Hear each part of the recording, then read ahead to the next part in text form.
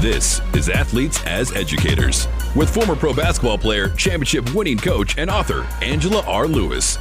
Angie Lewis interviews current and former athletes who are passionate about sharing the lessons they've learned and the experiences that have shaped their lives. A resource for parents, a guide for student athletes, a source for current and former athletes, keys to transition off the court. Welcome to the Athletes as Educators podcast with Angela R. Lewis. Welcome to this episode of Athletes as Educators. I'm your host, Angie Lewis. On the podcast today, we have Dr. Damien Hodge.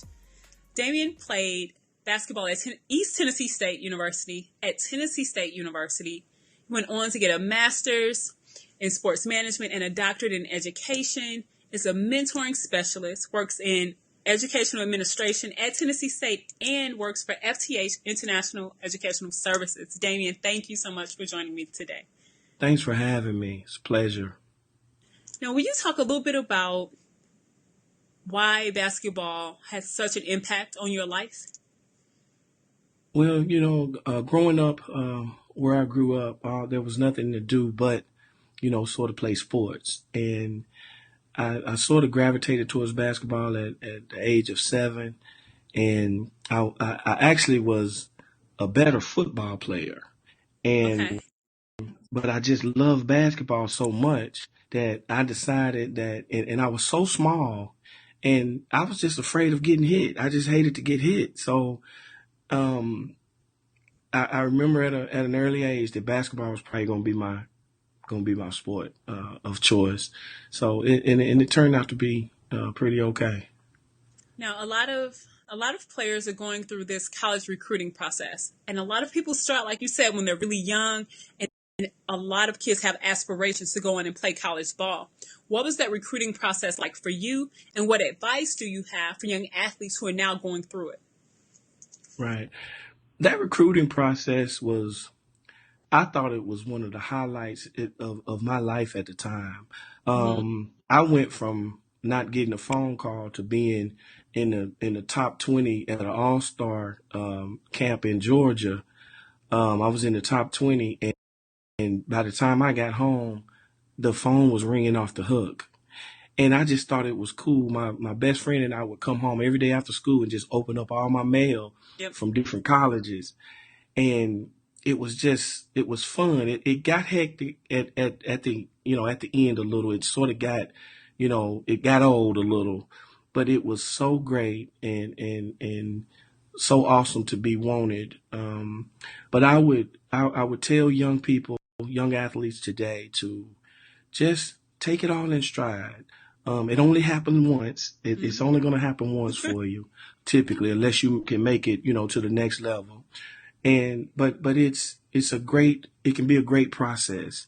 Make sure you weigh all your options. There's so many more options today than there were, 20 years ago, that you can sort of navigate a little bit better. Players and parents are a little smarter than they were back then. All we wanted to do was go to college, so we didn't really care, what the underlining, thing was. So I would say to stay focused on definitely school, but enjoy the process, because and just go on that great ride. Go on all your recruiting visits, because they're free. They're flying you in, and they're taking good care of you. So take advantage of all of those and find your fit. Not only are they trying to figure out if you're a good basketball player and a good fit, socially, you got to figure out if they're a good fit for you as well, and that's important. That is super important. You mentioned something that was rather nostalgic about coming home and opening all the letters. I played college ball. I did the same thing. Do you still have any of your letters? I do. It's so funny. I do. I have. It was one that stood out more so than the rest of them. When East Tennessee was recruiting me, I had already had letters from Cincinnati, Florida State, and some up Georgia and some other schools. And I remember the University of Cincinnati, Bob Huggins sent me a letter, and it was personal. So that's when it's kind of serious when they actually put the ink, themselves on the card.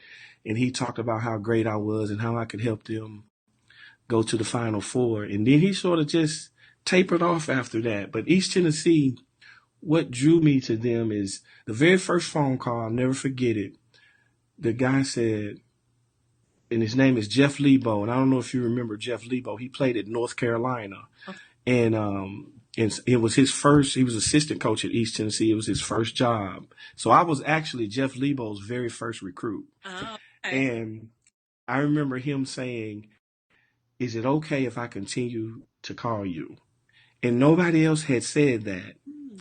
And what made me sign with East Tennessee State is I had a low ACT score, but I was okay, academic wise, GPA wise. And nobody would sign me early but East Tennessee State. Everybody else wanted to wait to see if I was going to pass that test. And I remember East Tennessee called me and said, your scholarship papers will be in the mail on the early signing period. We'd love to have you. We think we know for a fact that you're going to make it. And that spoke volumes to me. That said, we got faith in you. We know that you can do it. We definitely know what you can do on the basketball court, but we think you're smart enough to do it as well. So it was a no-brainer for me, and they flew me in on a visit, and it was just fantastic. They treated me very, very well. I'm still in contact with most of those guys that played before, that was there before me, and some that came after. It's a great family, and even though I transferred, I'm still connected and a part of that family. So that's wonderful. It is great to know that they believed in you in spite of not having a great ACT score. But there are a number of students, depending on the preparation, you may not score really high on the ACT, but there's still an opportunity to play at that next level. You mentioned Absolutely. that you transferred.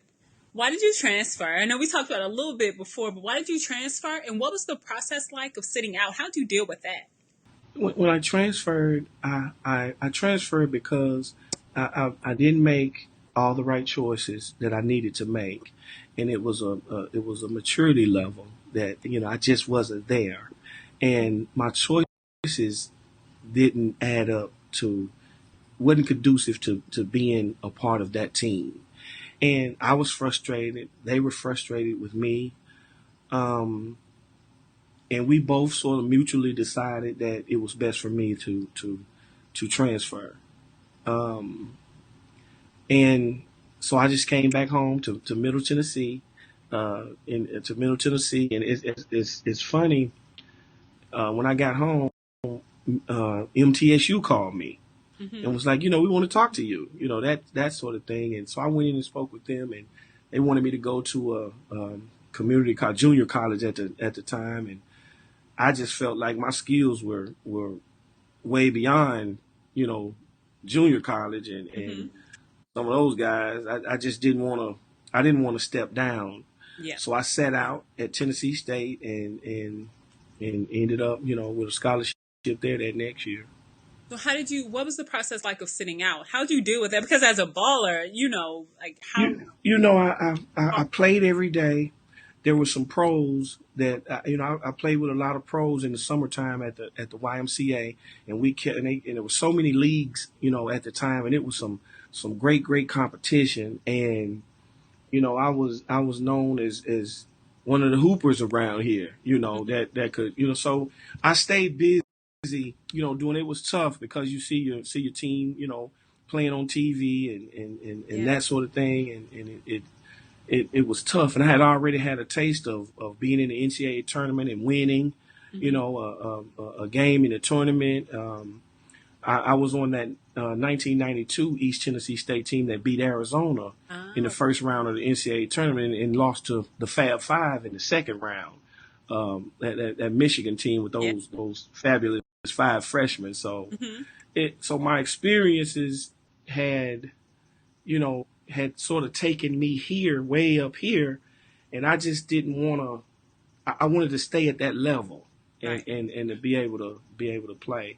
But it was a tough transition, but it was good in a lot of ways as well, because I kept playing, and I played all the time with people who were pros, people who had played overseas, ex-college ball players, just it was great competition, to get out there with those guys. So I stayed in shape, but it was tough. What was the most challenging part, in addition to seeing your team on TV or watching them play? What were some other challenges with being in that space of not playing for that year? And I ask this because a lot of players are transferring, one, but I don't think they fully understand what that experience is like, having to sit out. So can you shed even more light on that? I think people sort of look at you as not being coachable Yep. when you transfer. It's like, there in whatever tag you have there, that tag is certainly going to follow you, wherever you go. So I think that in transferring and in keeping your dignity, you have to sort of do it quietly. Okay. Because if you don't, it can really hinder you, you know, going forward. And even if you're good enough to play at the next level, that tag still follows you. And if it's negative, it could cost you money, Yep. down the line. We see it every day with people, projected as a top five, but because they acted a fool, 4 years ago, Yep. they're they dropped all the way down to the 20, Mm-hmm. that sort of thing. It's a tough transition, but I think focus puts it in perspective, and just being able to do it as quietly as you can, and that's sort of what I did. I was sort of and there was not my coaches. I remember my head coach's wife was just crazy about me. Mm-hmm. She just loved me. And he did as well. My coaches were great coaches and they treated me well. It just wasn't a good fit at the moment because I wasn't in a good place, Yeah. I think mentally. So there's a lot of challenges in playing athletics. It's you got a different set of challenges, in high school. In high school, I'm the superstar, so it's my team. I'm the superstar for you know 3 years. Yeah. So you get to college, everybody's just as good as you. So it's a tough transition. So you gotta step your game up. And then if you're ever fortunate to go to the next level, that's on the whole. I wasn't fortunate enough to do that, but I think I could have. Everybody just don't get to that level. Mm-hmm. Yeah. So Very few people play at that level, but there are a right, lot of really good players who don't make it to that level for various reasons, and that's cool too. right, I think part of the importance of this podcast is for young athletes who are listening, for them to know that you can have a very successful, happy, fulfilling life and not yes, be in the NBA and absolutely, still play college ball and still be extremely well educated and do things that matter in this world beyond playing sports. And clearly absolutely. you've done. Will you talk about your motivation for going beyond your bachelor's and master's and getting your doctorate and what that meant for you and your family? You know, being a first generational college student is a whole another set of things in itself. What motivated me to graduate one, then to graduate the second time, and Mm-hmm. then to graduate a third time is when I was at Tennessee State. We played Arkansas, University of Arkansas, and Nolan Richardson, and I had a great game. That game, and my team, we had a really good team, and we were certainly poised to make a run down the stretch and get in the NCAA tournament and probably make some noise. We had some great shooters. Um, I was cat quick, so we had it rolling. We just had it rolling. And remember, after that game, I had about 9 assists and 0 turnovers. I broke the press numerous times. They just, I just get it and go. They couldn't trap me. Mm-hmm. Nothing. We played a great game. Had them down and ended up losing probably by about 6. But after that game, we went home to play a game, and I remember being on the court, and our NCAA compliance coordinator um, and my head coach called me in the locker room, and I was subsequently told that I was academically ineligible. Mm-hmm. And that I remember, and all my friends from my hometown had came to the game and, looking forward to seeing me, and I just wasn't there. So I just got my car and I just went home. And it was a very, very trying time for me. It was so upsetting. Mm-hmm. But they told me, in essence, you can't perform academically to be able to play this game. And they were at that moment they were adding fuel to that law. They was adding fuel to that fire, Mm-hmm. and that fire burned in me, and I graduated. I went forward. I actually dropped out of school after that, and I just sort of was depressed. And I went back and said, you know what? Let me prove these people wrong. And I graduated. Then I left and went to Cincinnati, Okay. and went to Xavier University, and I graduated again. But that wasn't good enough for me. So I actually started my PhD at the University of Louisville. Okay. And then my mom passed, and so that sort of sent me in a sort of a tailspin a little again.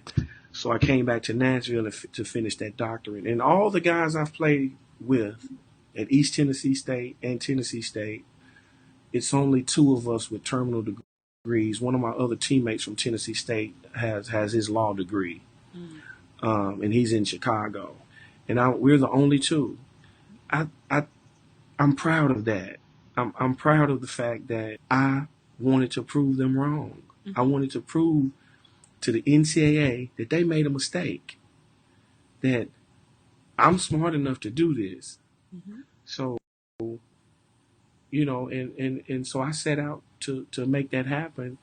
And in the process, I became Dr. Damien Hodge. It's worked out pretty well. The fact that you continued on is rare. I mean, I'm sure we both know plenty of athletes who become ineligible and they go home like you did, and then they do nothing. Like, they don't even Right. continue to pursue. Their pride is hurt. They feel they're embarrassed.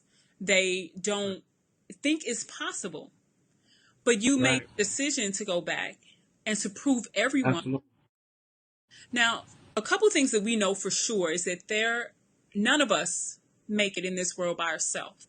Who are the people Right. who inspired you, mentored you, motivated you to get to where you are? Wow. I I have a number of people, and that I really appreciate you asking me that question. That was a great question. Kendall Stevens, my pops, he wrote me and wrote. He stayed on me every single day. You got to finish your degree. You got to do this. You got to do that. He gave me so much tough love. I also had a professor by the name of the late Dr. Harry Beeman. He was the first black basketball official in the SEC. And just a phenomenal, phenomenal man that made me step up and get this thing done.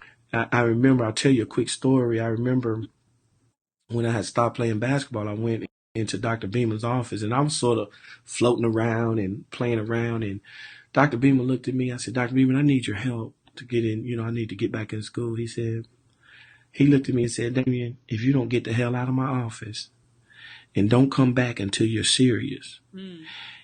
He made me so mad. And I walked away. You know how long I walked away?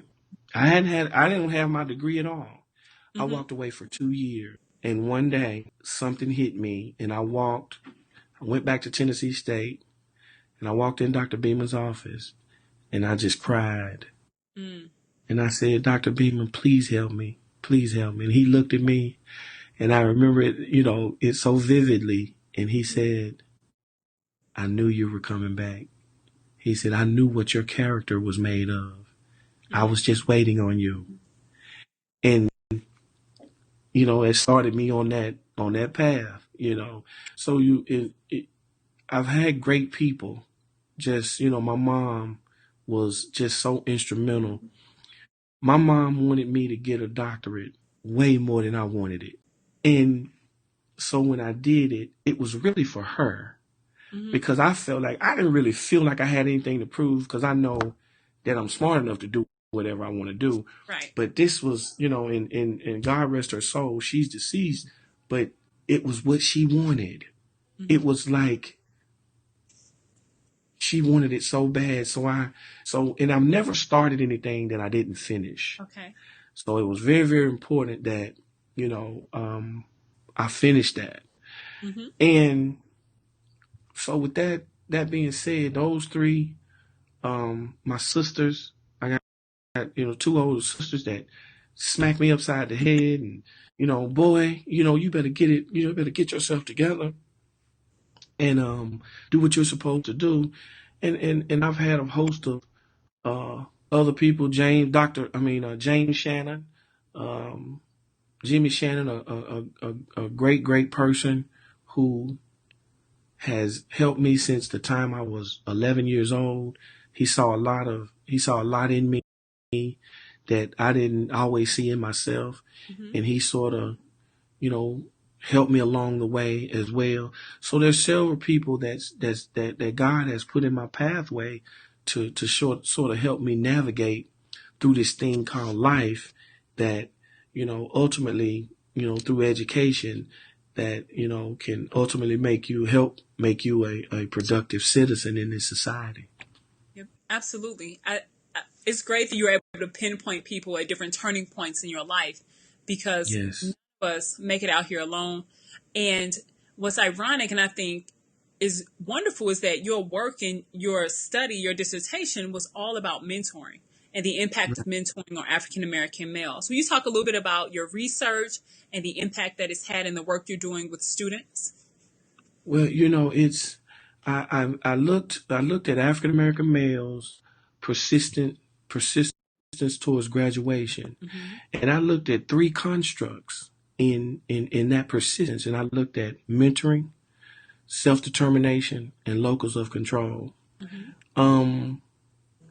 Mentoring overwhelmingly Yep. was a deciding factor. Whether that be peer mentoring,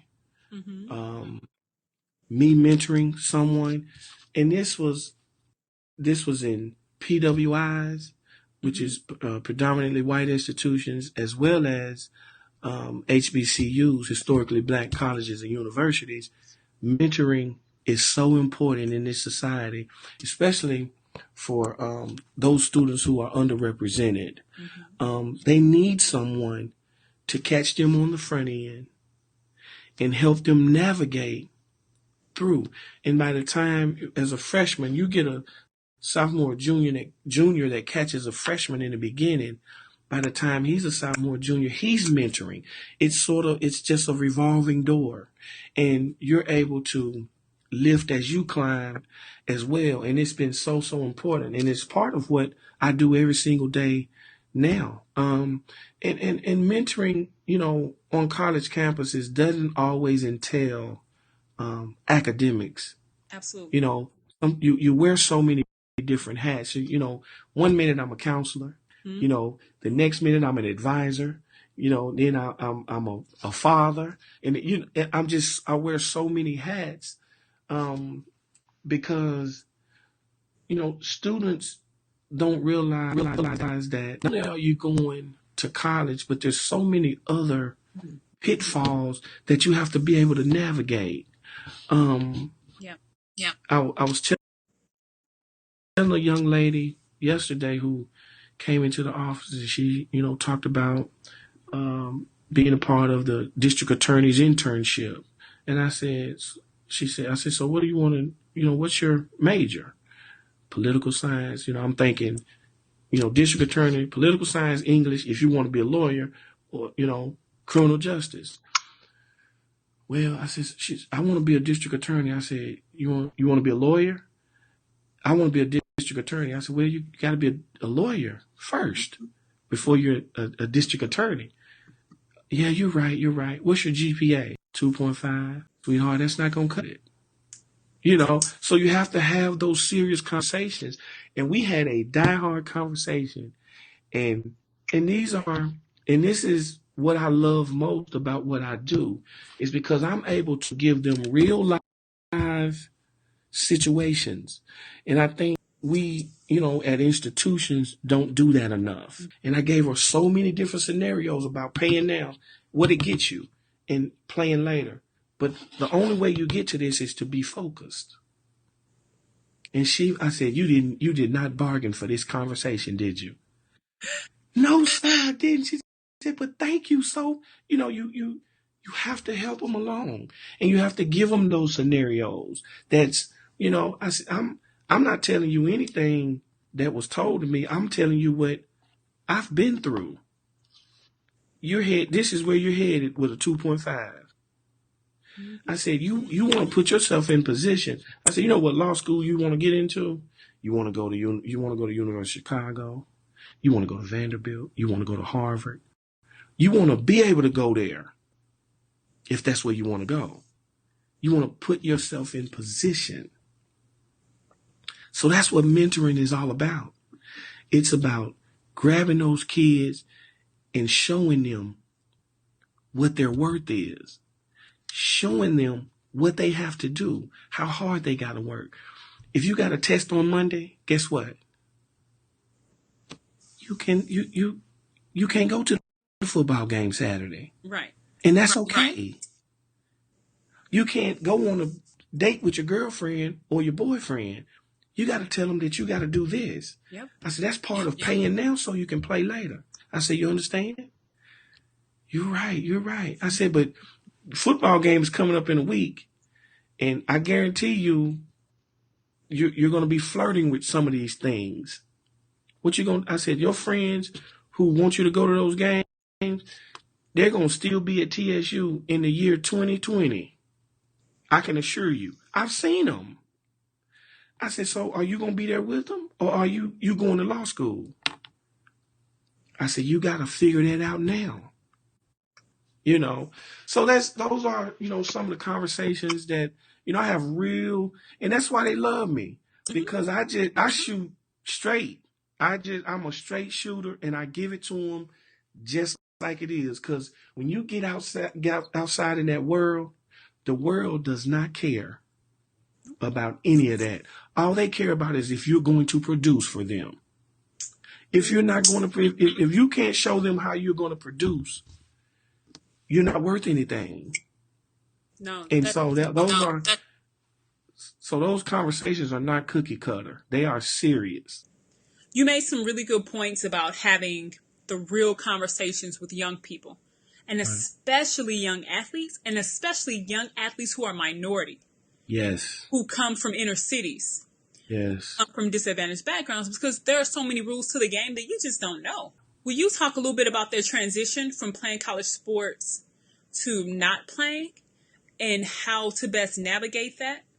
I talk to athletes that are seniors, practically every week. Mm-hmm. And my conversation with them is, what's your prospects like as far as, playing at the next level? And if they say I got a good shot, none of them have told me that they were shoe-ins. So if you're not a shoe-in, then you need to start executing plan B. Mm-hmm. And that's what I tell them. If you want to play basketball overseas or whatever, definitely do that, because you're young and you got the opportunity to do that. But where are you? How close are you to graduating? Bring me, all your transcripts, bring me everything that you have so I can see where you are and where you're going, because you need to leave here with a degree. And for some, they go straight into, some graduate assistantships. I just helped one of our track runners. He just graduated in May and just started a master's program in Georgia at Life University. So I help, and that's part of what I do. I'm a coordinator for graduate and professional studies. So what I do is help people, see if they want to go to graduate school or professional school, and I put them in position to do that. So, and I do that every single day. So that transition sometimes can really be tough because you get a lot of athletes who just don't want to give it up, and it's time. And it doesn't take me but 5 minutes to look and see, if you can play or not. It just doesn't take that long. And, I can look at someone and say, well, he got a shot at playing, overseas, or he might have a shot at the NBA, or he may have a shot at the NFL, but it's few and far between. It really is. So the transition can be tough, but you have to put them in position to see what they want to do, for the rest of their life. Where do they see themselves? They want to work in athletics. They want to get their graduate degree. I always, encourage them to further their education. Bachelor's degrees sometimes it just doesn't mean much. It just means that you completed something, and that's great because it says that you completed something. But so many people and so many companies and institutions want specialized degrees. They want to know. They want you to dig a little deeper, and that's sort of where the world has headed in the last several years. So I get a lot of people that want to be athletic trainers and want to work, sport management, and, some, they want to be physical therapists and that kind of thing. So I just help them navigate in those directions. What are some intangibles that you would say are essential for any student graduating, whether it be a college athlete or someone who's not an athlete? What are some skills that they're going to have to be competitive? Some of the intangibles and things that I know that they absolutely have to have is they have to be able to forge relationships. They have to be able to represent themselves very well. They have to be able to speak well. And I teach them some of those things. We sit down and we do mock sessions in a lot of different areas, interviewing, for jobs. We just have Q&As about, life, and just talking about yourself and how you present yourself. I talk to them about, your attire and what you should look like, what that person looked like in that job. There's so many, and I'm so glad you asked that. But they have to have the wherewithal. And some of those things you have to teach them because a lot of them don't know. Yep. Like a lot of them don't know that you got to cut all that stuff off your face because it doesn't look right. You gotta have a regular haircut because you're already, Yep. So you gotta be different. You gotta be way better. So you gotta look like where you're going. And that's a lot of what I talk about. And again, just being able to network and forge those relationships. And I talked to a freshman who had, I was so glad that he came in my office. He just came in and said, Dr. Hodge, I hear that you're the person that I'm supposed to talk to. I said, oh, you did? I said, he told me his name, and he's from Detroit, and he's a freshman. How many freshmen take the initiative? Yeah, that's huge. That shows a lot of character in this young man.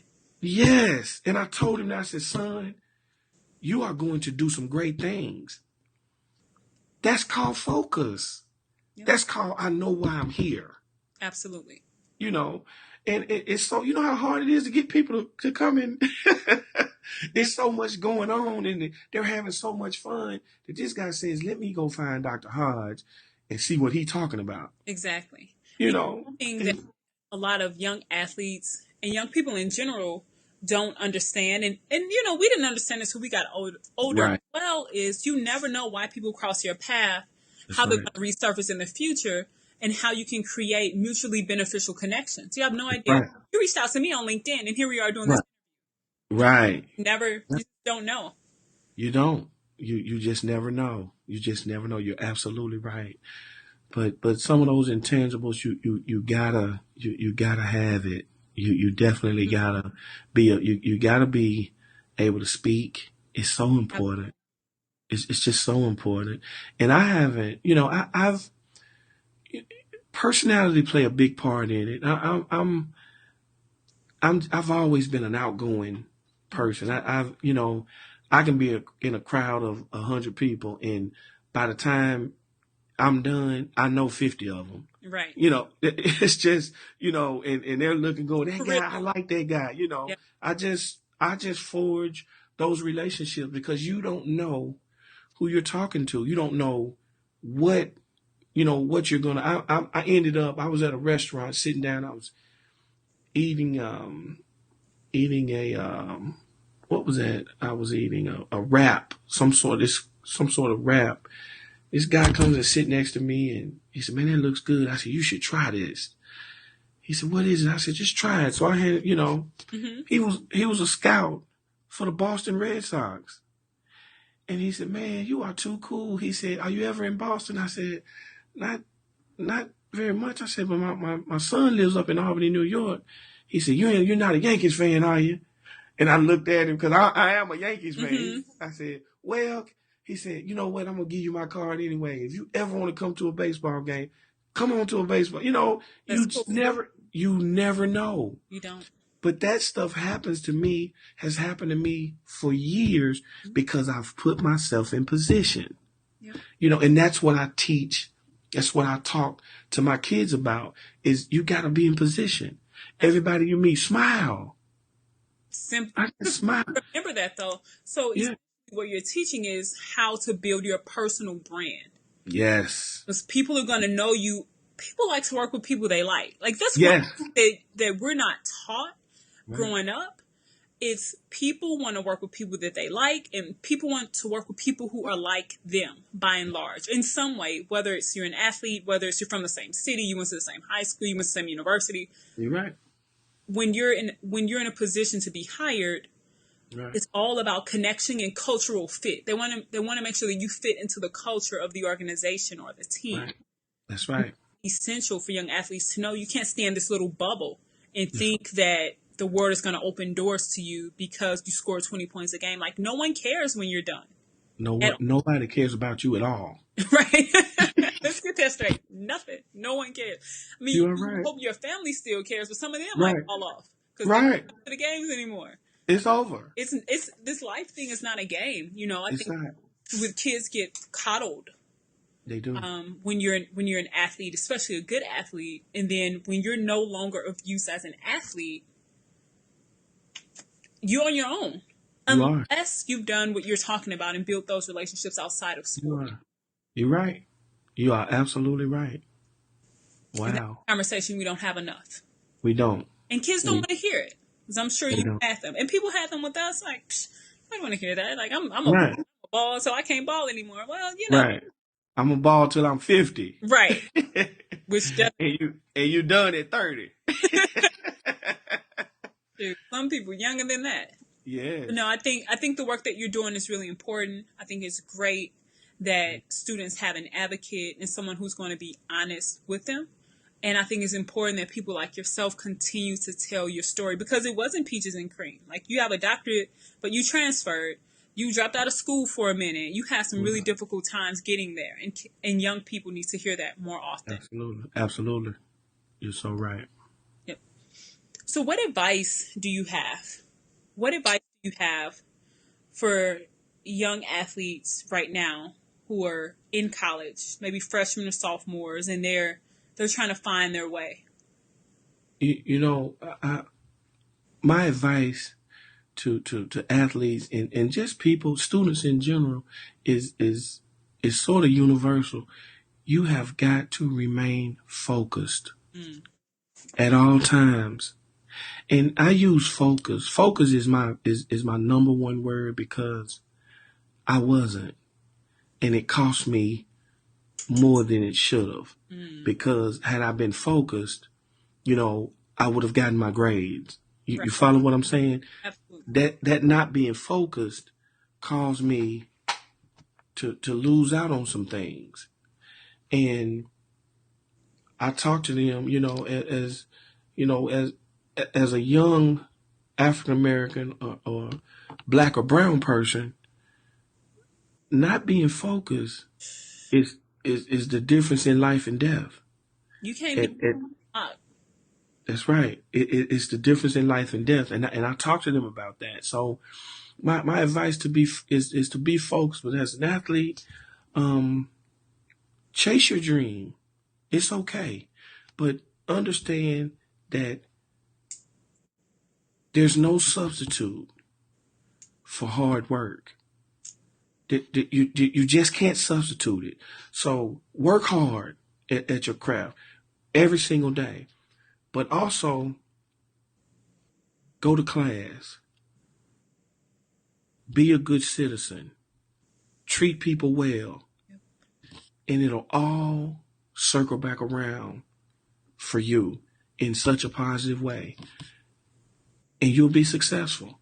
And that's what I tell all athletes. I mean, and of course, I'm partial to them because I know, and I'm partial because I know what the preparation is, right. And I know what it takes to be, I remember having blisters on my feet from running sprints and cutting and do, all the stuff that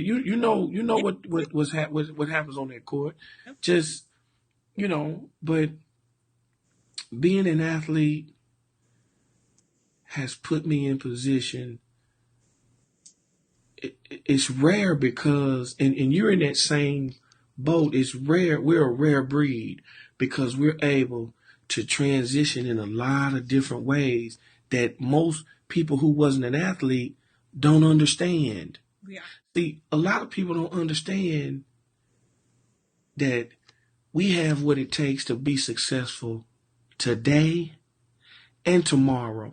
And a lot of that is largely due to the fact that we were athletes. Mm-hmm. Damien, it has been amazing hearing the advice that you have for current athletes and the students that you work with. But I like to ask all athletes this one question before we close. What's one piece of advice that you would give your younger self? I would tell my younger self as an athlete is to listen more, be more focused on your craft and what you're trying to do, and be coachable, and you'll go far.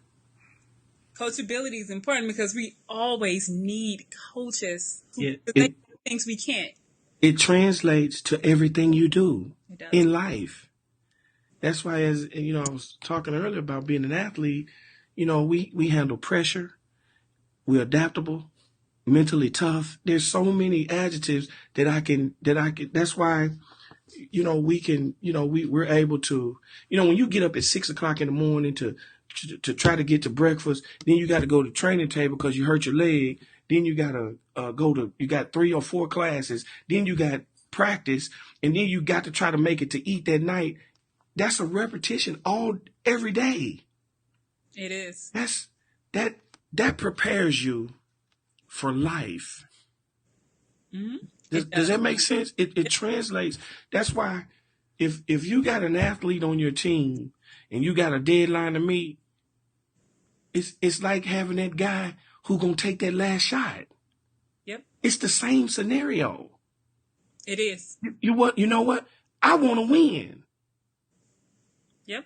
Yes, absolutely. We definitely want to win it. And yes, we learned, some of them subconsciously come up, and we're competitive in a way that we don't necessarily think consciously about. but it Right. forces us You're to right. move beyond Right. average.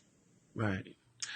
So I'll say that, at this stage in life, some of the things, that, my personal statement or my personal credo is to be generous and expert, trustworthy and clear, open-minded and adaptable, persistent and present.